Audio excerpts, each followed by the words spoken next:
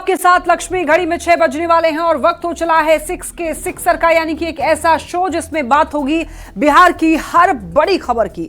बताएंगे देश दुनिया में क्या चल रहा है, बात लॉ एंड ऑर्डर की भी होगी, कारोबार से जुड़ी जानकारियां होंगी और खेल के मैदान से लेकर मनोरंजन जगत में किन खबरों ने फैला रखी है सनसनी।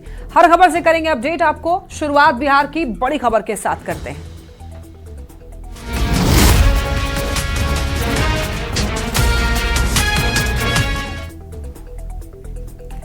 बिहार के डिप्टी सीएम और गृह मंत्री सम्राट चौधरी ने आरजेडी सुप्रीमो लालू प्रसाद को लेकर एक ऐसा बयान दिया है जिससे सियासी गलियारे में खलबली मच गई है।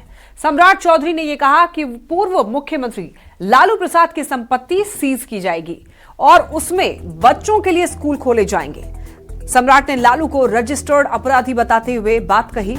सम्राट ने 950 करोड़ के चारा घोटाले का जिक्र किया और यह कहा कि सीबीआई और ईडी ने लालू की प्रॉपर्टी को अटैच किया था, जिसमें एक बिल्डिंग भी है जो पटना जू के पास है।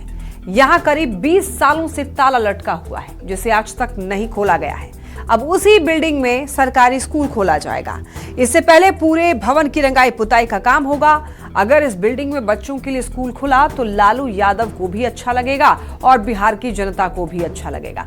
सम्राट यही नहीं रुके, उन्होंने लालू को पंजीकृत अपराधी बता दिया और यह कहा कि अपराधी हो कोई भी हो, बड़े से बड़ा छोटे से छोटा, उसको जेल में रहना पड़ेगा और संपत्ति भी सरकार को देनी पड़ेगी। नीतीश कुमार जी के सुशासन में पहले भी जो आर्थिक रूप से अपराध करेगा उसको पहले भी डीजीपी के ऊपर कार्रवाई और उसके खिलाफ स्कूल खोलने का काम किया गया। तो न्यायालय ने पहले ही तय किया है कि जो लोग अभियुक्त हैं चारा घोटाला में, सब पे कार्रवाई होगी और उनके घरों में स्कूल खोलेगी सरकार। डिप्टी सीएम सम्राट चौधरी ने लालू प्रसाद की संपत्ति को लेकर बड़ा बयान दिया है। एक न्यूज चैनल को दिए इंटरव्यू में सम्राट चौधरी ने यह कहा कि उन्होंने चुनाव के पहले ही यह कहा था कि लालू प्रसाद की संपत्ति को सरकार जब्त करेगी और उस संपत्ति में बिहार सरकार गरीबों के लिए स्कूल खोलेगी। सम्राट चौधरी ने लालू प्रसाद को एक पंजीकृत अपराधी बताया और यह कहा कि यहां पर बड़े से बड़ा अपराधी क्यों ना हो, उसे जेल जाना होगा और उसकी जो अवैध कमाई है, जो जितनी भी संपत्ति है, वो जनता को लौटानी ही होगी। सम्राट चौधरी ने लालू प्रसाद की संपत्ति जब्त करने की बात कही है और रजिस्टर्ड अपराधी लालू यादव को बता दिया है। देखिए, इसी बिल्डिंग को जब्त करने की बात की गई है, जो तस्वीर आप देख पा रहे हैं, और यहां पर स्कूल खोलने की बात की जा रही है। काफी सालों से यहां पर ताला लटका हुआ है। सुपर एक्सक्लूसिव तस्वीरें आप देख पा रहे हैं। ये जो बिल्डिंग है, बताया जा रहा है कि ये लालू यादव की है और इसको अवैध संपत्ति लालू यादव का बताया जा रहा है। इसी प्रॉपर्टी को लेकर सम्राट चौधरी ये कहते हुए सुनाई दिए कि ये जो प्रॉपर्टी है, इसकी रंगाई पुताई होगी, इसको ठीक तरीके से कंस्ट्रक्ट किया जाएगा, मतलब जो भी इसमें रेनोवेशन का काम है वो होगा और उसके बाद इसको स्कूल में तब्दील कर दिया जाएगा। सम्राट चौधरी ने बड़ा बयान दिया है और कहा है कि लालू प्रसाद यादव की जो संपत्ति है वो जब्त की जाएगी और साथ ही उसमें स्कूल खोला जाएगा। उन्होंने एक जमीन का इशारा किया है, एक बिल्डिंग का इशारा किया है। उन्होंने कहा है कि जो सेंट्रल स्कूल है शेखपुरा मोड़ के पास, उसके ठीक सामने की जो बिल्डिंग है उसमें पिछले 20 सालों से ताला लगाया हुआ है, कब्जा किया गया है। इस तस्वीर को दिखाना बड़ा जरूरी है कि जिस बिल्डिंग के बारे में उन्होंने चर्चा की है वो एक बड़ा आलीशान घर है और यहाँ पे आप अगर आएंगे तो देखेंगे कि पूरी तरह से अबेंडेंट है। यहाँ पे नीचे से सीढ़ी से जो है वो घुसने का एक रास्ता है और हर जगह जो है वो कमरे जो है वो बने हुए हैं और यहाँ पे फिलहाल एक ढंग से कहें तो नशे खुरानियों का जो है ये एक अड्डा दिखाई पड़ता है, जहाँ पे नशा करने की जो सामान है वो है। लेकिन ये पूरी बिल्डिंग जो है वो दिखाते हैं यहाँ पे, और इससे ऊपर भी जाने का जो रास्ता है वो भी है।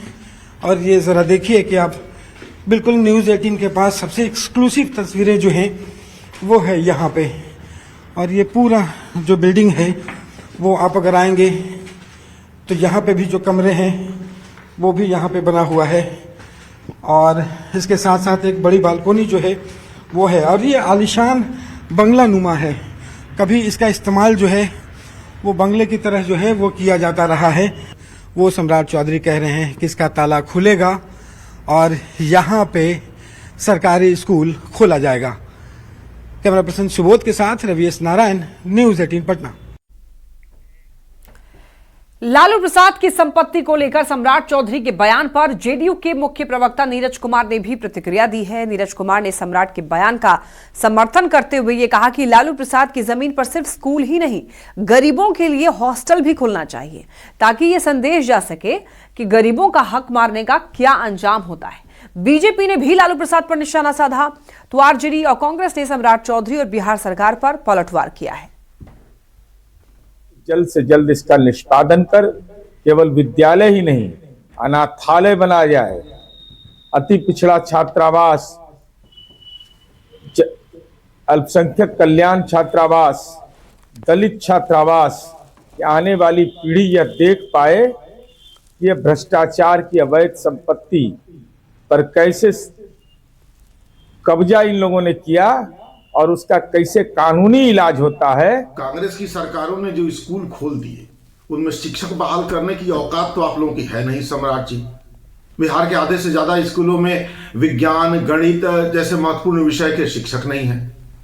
कांग्रेस की सरकारों ने चपरासी बहाल कर जो तनख्वाह दे दी, आज आप हेडमास्टर को उसके आधे से भी कम तनख्वाह दे पा रहे हैं। ये तो आप लोगों की औकात बची है। आप नया स्कूल खोल लेंगे। उप मुख्यमंत्री श्री सम्राट चौधरी जी का बयान पूरी तरह जनहित में है। जिस जमीन पर कभी भ्रष्टाचार की नींव रखी गई, अब उसी जमीन पर बिहार का भविष्य खड़ा होगा।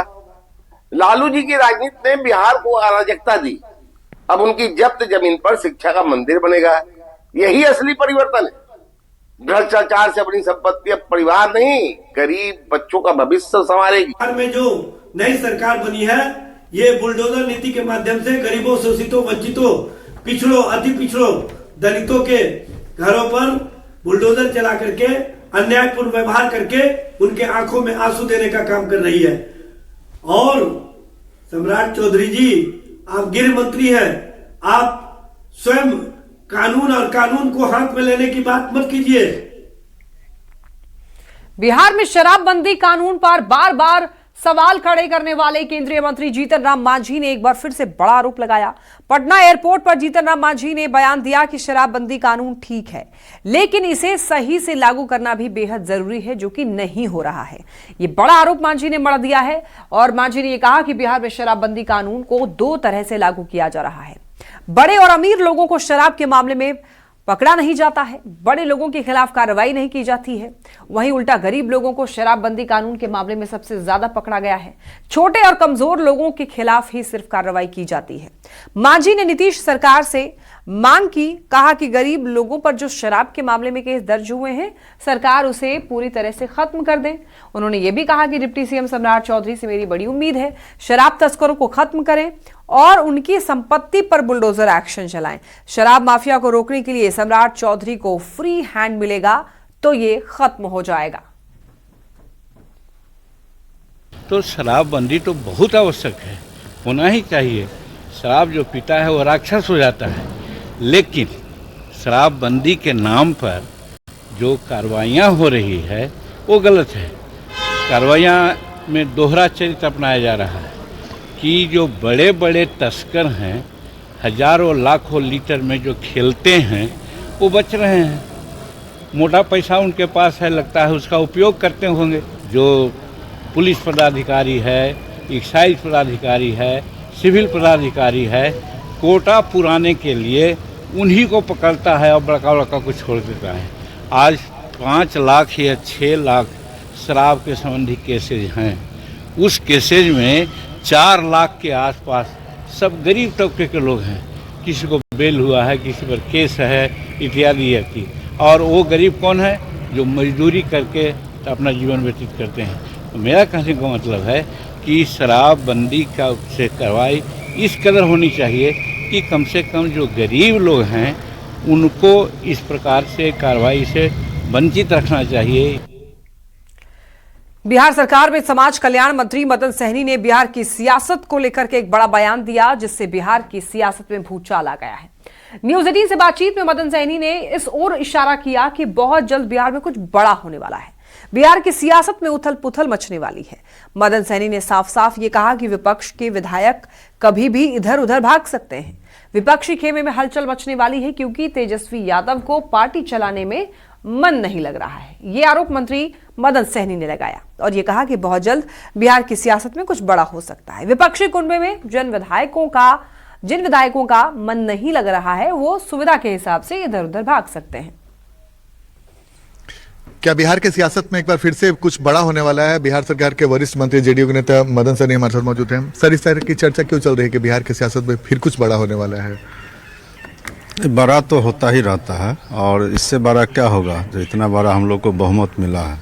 अब बहुमत के साथ साथ हम लोग पूरे स्पीड से माननीय मुख्यमंत्री जी काम पर भी उतर गए हैं और जो जिस बात की ओर आप इशारा कर रहे हैं उसमें कोई बड़ी हमको आश्चर्य नहीं लग रहा है, इसलिए कि जिस दल का नेता ही गायब है और सदन में नहीं आते हैं तो उनका जब इंटरेस्ट ही नहीं है पार्टी चलाने में तो उस दल के विधायक को वहाँ कैसे मन लगेगा। तो जहाँ अच्छा लगेगा वहाँ लोग आ जा सकते, इसमें क्या दिक्कत है। सारा करने की क्या बात है, वहाँ जिसको नहीं अच्छा लगेगा तो हमको क्या दिक्कत है, जो आएंगे उनका स्वागत हम लोग करेंगे। तो ऐसे भी विधायक कुछ संपर्क में है क्या? हम लोग को संपर्क में नहीं है, लेकिन बहुत सारे स्रोत हैं, बहुत जगह लोग आते जाते रहते हैं। तो हम लोग तो उस पार्टी से नहीं है कि जोड़ तोड़ में विश्वास करते हैं और उन लोग ये काम तो उन लोग का है, लेकिन जो अपना मर्जी से अपना स्वेच्छा से भरोसा करके आते हैं तो इसमें कहाँ कोई परेशानी है। तो ये तस्वीर देखने को मिल सकती है? बहुत ज़्यादा दिन इंतजार भी नहीं पड़ेगा, चूँकि जिस तरह से रवैया है विपक्ष का और विपक्ष के नेता का, हमको नहीं लगता है कि वहाँ कोई ज़्यादा दिन टिकने वाले। आज बिहार पुलिस अकादमी राजगीर में प्रशिक्षु दारोगा के दीक्षांत समारोह का आयोजन किया गया, जिसमें मुख्यमंत्री नीतीश कुमार, गृह मंत्री सम्राट चौधरी, मंत्री विजय कुमार चौधरी और श्रवण कुमार के साथ साथ कार्यक्रम में शामिल हुए। देखिए, इस दौरान सीएम नीतीश ने उत्कृष्ट प्रदर्शन करने वाले 4 ट्रेनी दारोगा को अलग अलग प्रतिष्ठित पुरस्कारों से सम्मानित किया। ट्रेनी दारोगा अंकित कुमार को सीएम पिस्टल यानी बेस्ट प्रोबेशनर ओवरऑल और डीजीपी की तलवार के तौर पर बेस्ट प्रोबेशनर आउटडोर का पुरस्कार दिया गया। दारोगा रुपेश कुमार को डीजीपी की बैटन में बेस्ट प्रोबेशनर इंडोर का सम्मान मिला। परेड में उत्कृष्ट नेतृत्व के लिए दारोगा मीना कुमारी को director trophy best parade commander से सम्मानित किया गया और इस मौके पर मुख्यमंत्री नीतीश कुमार ने सभी 1218 सम्मानित प्रशिक्षु दारोगा को बधाई दी। इसके साथ ही लोगों की उम्मीद और भी बढ़ गई है कि बिहार में अब और सख्ती के साथ कानून का पालन कराने में मदद मिलेगी।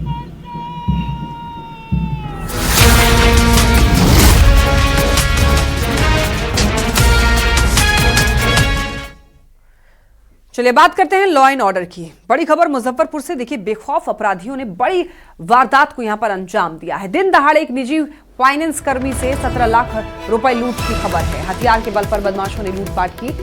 बता दें आपको, ये जो घटना है कांटी थाना क्षेत्र के कपरपुरा ओवरब्रिज के पास की है। फाइनेंस कर्मी कंपनी का दरअसल एजेंट कलेक्शन करके 17 लाख रुपए लेकर जा रहा था, तभी रास्ते में बाइक सवार अपराधियों ने उसे घेर लिया और हथियार भिड़ाकर उससे पैसे से भरा हुआ बैग छीन लिया। इस घटना की सूचना मिलने पर डीएसपी पश्चिमी सुचित्रा कुमारी मौके पर पहुंची और पीड़ित से पूछताछ कर जांच शुरू कर दी। घटना को लेकर बताया ये जा रहा है कि विक्रम कुमार कई जगहों से पैसे कलेक्ट कर कांटी जा रहा था, तभी लालू राबड़ी मोड़ के पास में कपरपुरा ओवरब्रिज पर बदमाशों ने उसे घेर लिया और पैसे से भरा बैग लेकर फरार हो गए। हम जो है रिटेलर को पैसा पहुंचाने जा रहे थे, उसी के दौरान मेरे पास से 17 लाख रुपए का लूट कर लिया गया। कहाँ से चले थे आप? कहाँ जा रहे थे? हम जमालाबाद से चले थे और हमको मुबारकपुर और कांटी जाना था। जमालाबाद कौन? मीनापुर थाना क्षेत्र? नहीं, अय्यापुर थाना क्षेत्र में। अय्यापुर थाना क्षेत्र जी। अपराधी की संख्या कितनी है? 2 आदमी से। क्या चीज से? अपाची से था। कपरपुरा ओवरब्रिज के पास जो है एक लूट की घटना घटी है इनके साथ, जिसमें इन्होंने बताया है कि 17 लाख रुपए इनके पास थे, उसको लूटा गया है। 2 लोग थे, ब्लैक अपाची से आए थे और उनके पास पिस्टल भी था। ऐसे कितने ट्रांजैक्शन ले जाने के बाद? हाँ, इस विषय पे हम लोग पूछ रहे हैं कि इन्होंने सूचना क्यों नहीं दी है। 17 लाख रुपए ये क्यों, मतलब इतना पैसा लेके जा रहे थे तो इन्होंने सूचना क्यों नहीं दी पुलिस को। खबर मोतिहारी से, जहां 2 धुर जमीन के लिए एक युवक की चाकू से गोद कर हत्या कर दी गई। ये घटना मुफस्सिल थाना क्षेत्र के रामगढ़वा गांव की है। मृतक युवक की पहचान मनीष कुमार के रूप में हुई है। घटना के संबंध में मृतक के पिता विजय पासवान ने यह बताया कि पड़ोसी ललन पासवान से 2 धुर जमीन को लेकर पिछले 1 महीने से विवाद चल रहा था और पहले धमकी दी गई और कि अगर जमीन की नापी होगी तो 1 विकेट गिरेगा। हो गई है सर, वो वही 2 धुर जमीन का वजह से हत्या हुआ है। उसके बाद वो बुला के ले गए। कौन बुला के ले गए? ये ललन पासवान का लड़का है। अच्छा। अब क्या है, हम तो काम पे चले गए थे, हमको क्या पता होगा। हम तो काम से उधर से 5 बजे आए, रिटर्न हो गए 5:45 में आए उधर से। तो रोड पे मेरा लड़का का, उसके घर के सामने मेरा लड़का का लाश गिरा हुआ है। पटना में 24 नवंबर को हुए ट्रिपल मर्डर में बड़ा खुलासा हुआ है। पुलिस ने बताया कि जिस अशरफी राय की हत्या 2 शूटरों ने की थी, उससे उनका लेन देन और प्रॉपर्टी को लेकर विवाद चल रहा था। पुलिस ने इस मामले में देखिए एक आरोपी परविंद को गिरफ्तार किया है, जो बड़ा शराब तस्कर बताया जा रहा है। अब जानकारी के मुताबिक देखिए, परविंद ने हत्या से पहले दोनों शूटर के साथ शराब पार्टी की थी। उसके बाद दोनों शूटरों ने अशरफी के राय को घर के बाहर गोली मार दी थी। जो अपराधकर्मी थे जिन्होंने हत्या करी थी, ये हत्या के पहले परविंद कुमार और झुनझुन के साथ ये मिलकर एक जगह शराब वगैरह भी पिए थे। साथ ही साथ जो हत्या में इस्तेमाल होने वाला जो बाइक था, उस बाइक का फर्जी नंबर प्लेट इन्होंने प्रोवाइड किया था। नंबर प्लेट के नंबर का फोटो भी इनके मोबाइल से मिला है, कॉल रिकॉर्ड्स भी है, जिससे ये पूरी तरह स्टैब्लिश होता है कि इन्हें हत्या के बारे में जानकारी थी और फर्जी नंबर प्लेट प्रोवाइड करा के इन्होंने हत्या में इनकी इस प्रकार इनकी हत्या में संलिप्तता भी पाई जाती है। और इस वक्त की एक बड़ी खबर मिल रही है। लॉरेंस गैंग ने पवन सिंह को धमकी देने से किया इनकार। लॉरेंस गैंग ने ऑडियो जारी कर धमकी की बात को नकारा। गैंगस्टर हैरी बॉक्सर ने जारी किया एक ऑडियो और उन्होंने उसमें कहा है कि हमने कभी पवन सिंह को फोन नहीं किया, हमने कभी पवन सिंह को धमकी नहीं दी। ये बात गैंगस्टर हैरी ने कही है। तो देखिए, इस वक्त की बड़ी खबर मिल रही है। कुछ दिन पहले ही ये खबर सामने आई थी कि पवन सिंह को लॉरेंस गैंग की तरफ से धमकी दी गई है और बिग बॉस में जाने से मना भी किया गया है। तो अब देखिए, इसी मामले को लेकर अपडेट सामने आ रहा है कि लॉरेंस गैंग ने पवन सिंह को धमकी नहीं दी है, चूंकि एक ऑडियो जारी करके गैंगस्टर हैरी बॉक्सर ने ये बात क्लियर की है। सिवान में अपराध पर अंकुश लगाने के लिए पुलिस एक्शन मोड में आ गई है। एसपी के निर्देश पर महाराजगंज थाना क्षेत्र में थाना अध्यक्ष Sunil Kumar, rapid action force की कमांडेंट तुलिका सिन्हा और स्थानीय बुद्धिजीवियों के साथ में बैठक हुई। इसके बाद शहर में फ्लैग मार्च किया गया। बैठक में अपराध शून्य करने की रणनीति बनाई गई और असामाजिक तत्वों पर सख्त कार्रवाई का संदेश दिया गया। की टीम यहाँ फैमिलाइजेशन के लिए आई है ताकि किसी भी एडवर्स सिचुएशन में ज़ीरो रिस्पांस कर सके। तो यहाँ के लोगों के बारे में, यहाँ के पॉपुलेशंस के बारे में, जेंट्री के बारे में और रूट्स के बारे में हमें जानकारी मिल सके, इसीलिए हम लोग ने यहाँ पर एक्सरसाइज शुरू किया है।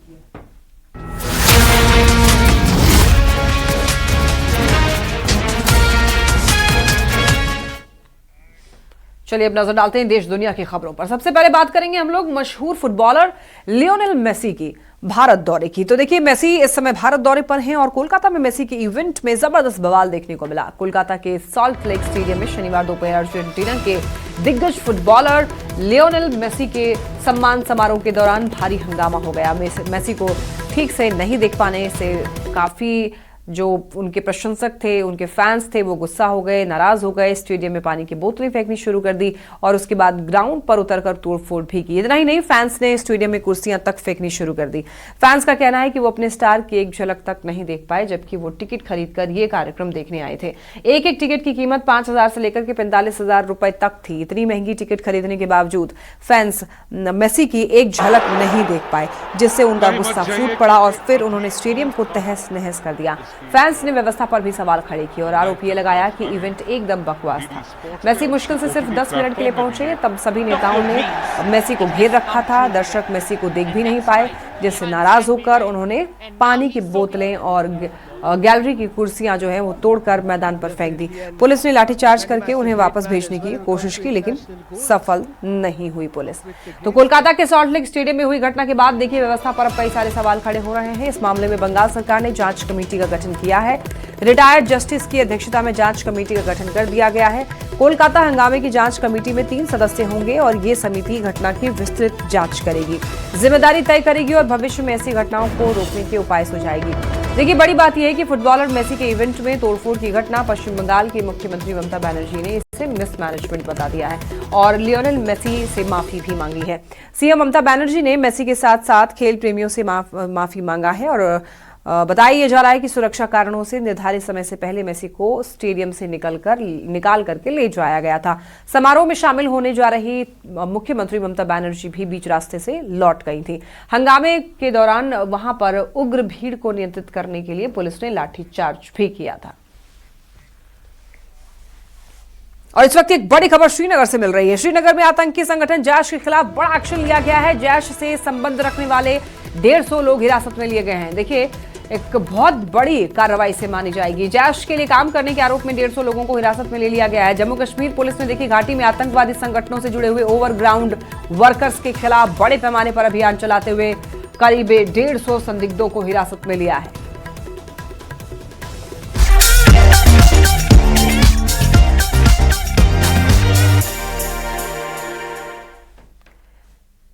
और अब बात करते हैं मनोरंजन जगत की। रणवीर सिंह की फिल्म धुरंधर बॉक्स ऑफिस पर धमाल मचा रही है। फिल्म को चारों तरफ से तारीफें मिल रही हैं। इस दौरान पीडीपी प्रमुख की बेटी इल्तिजा मुफ्ती ने भी फिल्म पर अपना रिएक्शन दिया है। इल्तिजा ने फिल्म की सोशल मीडिया पर जमकर तारीफ की और खास करके कास्टिंग और महिला किरदारों के पॉजिटिव चित्रण को सराहा है।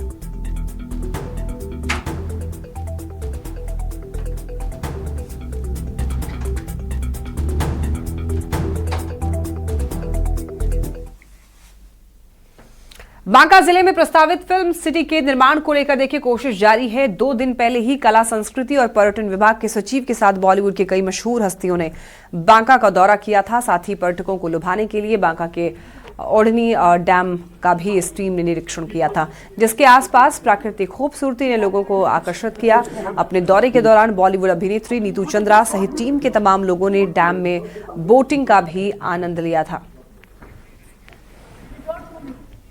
और इसी के साथ इस बुलेटिन में फिलहाल इतना ही। खबरें लगातार जारी है, आप देखते रहिए न्यूज़ 18 बिहार झारखंड।